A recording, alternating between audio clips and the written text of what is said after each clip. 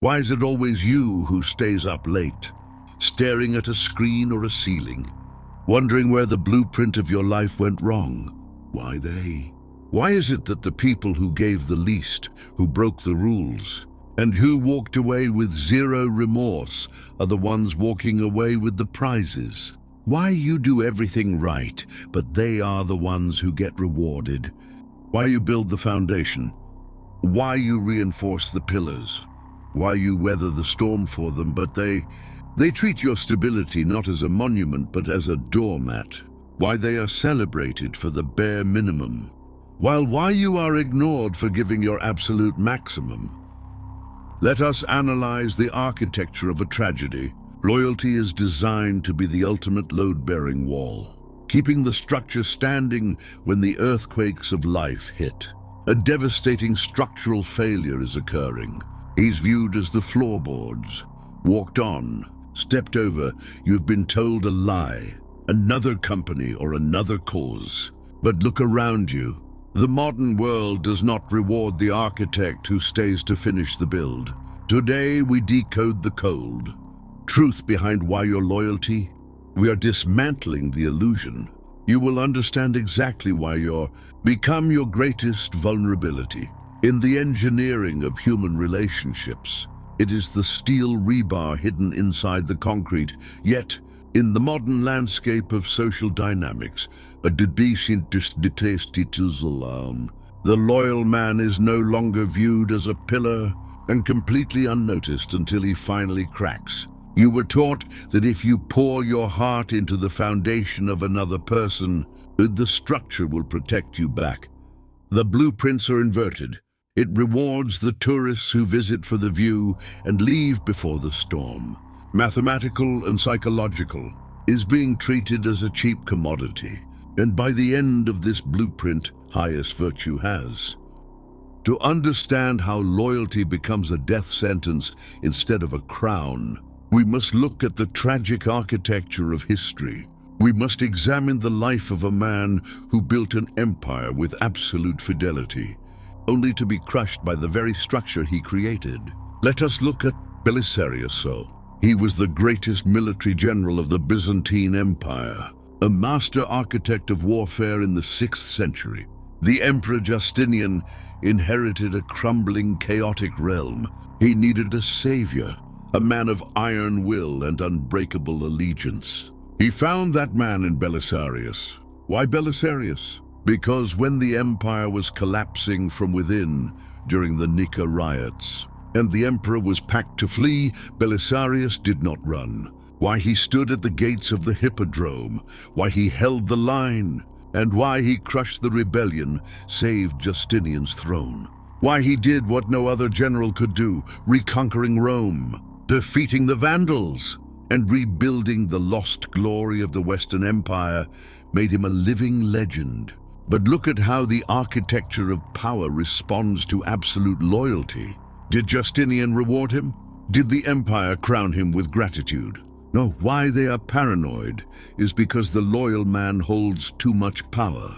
Justinian looked at Belisarius's flawless record, his absolute obedience and his immense popularity, and he did not feel grateful. He felt terrified, because Belisarius was so good, so reliable, and so incapable of betrayal. The emperor realized he could treat him however he wanted, without consequence. According to historical law, the reward for Belisarius's lifetime of absolute, unblinking loyalty was catastrophic. Driven by jealousy and suspicion, Justinian stripped the great architect of his wealth. He confiscated his estates, and in the most brutal twist of betrayal, it is said he had Belisarius blinded, turning the empire's greatest defender into a beggar on the streets of Constantinople. Picture the visual: a blind old man who once commanded armies and salvaged the ruins of Western civilization, sitting in the dust, holding out a wooden cup to the people he saved. This is the historical warning sign. Why he was blinded was not because he failed. Why he was destroyed was because his loyalty was so absolute that his ruler knew he would never rebel. When your loyalty is unconditional, you give the other party total immunity. You signal to them that no matter how poorly they design your reward, you will never tear down the house. Belisarius gave everything to the throne, and the throne gave him a beggar's cup. Now, let us move from the historical chronicle to the psychological drafting table. The answer lies in a brutal law of human psychology, the economics of value. They value what is scarce. Or a relationship unconditional loyalty from day one. In structural engineering, if a material is everywhere, it is used for temporary scaffolding. Why you are failing to get your reward is because you have become a guaranteed.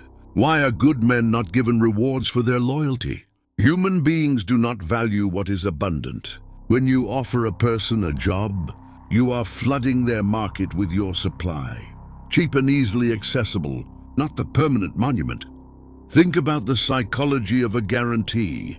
When you buy a smartphone, you expect it to turn on every single morning. You don't praise the phone, you don't thank it, and you don't give it a reward for doing its job. Why? Because it is supposed to work. It is a guarantee. But the moment that phone glitches, even for a second, you become furious. Why they treat you like no matter is because you have turned yourself into a psychological appliance. You are the man who always answers the text. You are the employee who always covers the shift. You are the friend who always listens to the complaints. Why you do everything without demanding a price means your presence costs them nothing. And when something costs nothing, human psychology assumes it is worth nothing. They are wired to chase the unpredictable. They reward the chaotic, the distant, and the withholding because the human brain experiences a massive dopamine spike when it finally wins over. Someone who is difficult to catch. By being completely loyal, you eliminate the chase. You remove the mystery. You hand them the final blueprint of your soul on day one, leaving them nothing left to discover, nothing left to earn, and nothing left to reward. Why you suffer in silence is because you have confused loyalty with self-sabotage. There is a profound structural difference between high-value loyalty and blind allegiance. High-value loyalty is a reciprocal contract. It is a premium asset traded between two equals who respect each other's boundaries. Blind allegiance is a donation. It is giving away your power and hoping someone feels guilty enough to give you a crumb of appreciation in return. Why they are moving on to higher places while you are stuck in the mud is because you have built your entire identity on being the good guy who never complains. You wear your mistreatment like a badge of honor. You tell yourself that your suffering is proof of your virtue. But let us look at the blueprint clearly.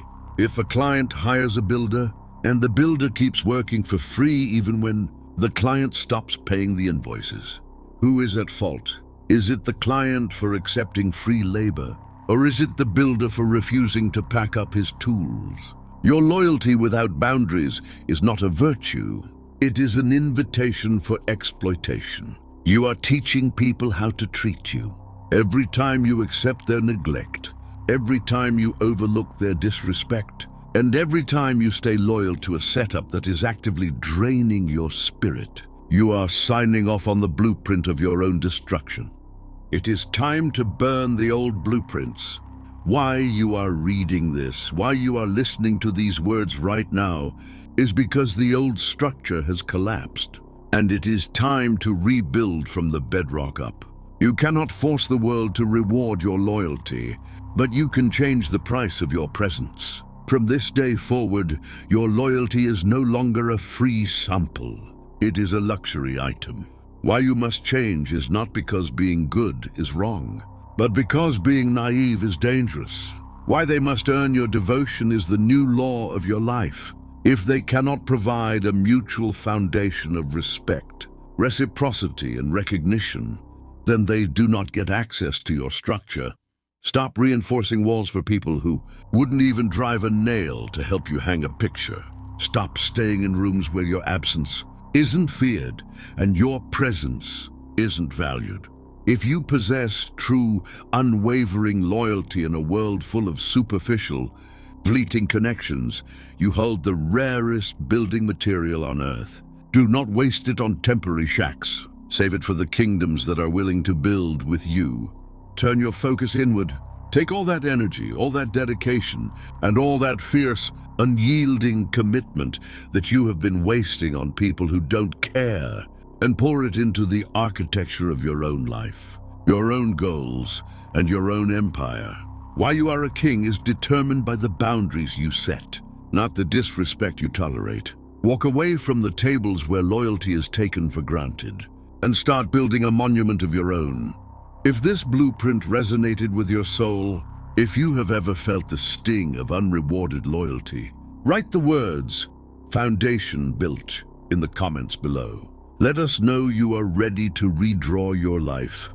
Like this video, subscribe to the architecture of the mind, and never let them treat your gold like dust again. Stay strong, stay sharp. See you in the next breakdown.